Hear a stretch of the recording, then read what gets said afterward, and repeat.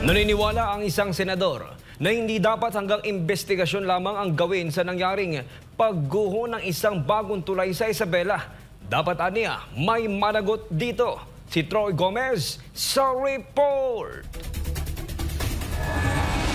Heads must roll. Ito ang panawagan ni Senador Bong Revilla kaugnay ng pagguho ng bagong tulay sa Isabela na may halagang mahigit 1 bilyong piso.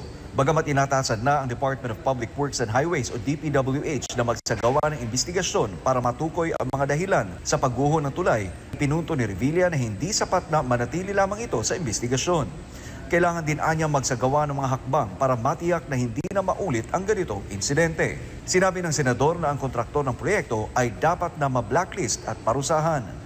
Dapat rin anyang panugutin ng DPWH, partikular ang mga in-charge na engineers sa nasabing proyekto na malapit sa insidenteng ito. Ayon sa senador na chairman ng Senate Committee on Public Works, hindi dapat natatapos ang proyekto na walang tamang kalidad, lalo na kung ang pinag-uusapan ay ang mga infrastruktura na ginagamit ng publiko. Hindi rin anya dapat natatapos ang proyekto ng basta na lang at hindi pwedeng tanggapin ang pabayang trabaho na nagiging sanhi ng pagkasira ng mga mahalagang infrastruktura. Para sa Diyos at sa Pilipinas kumahal, Troy Gomez nag-uulat, SMNI News.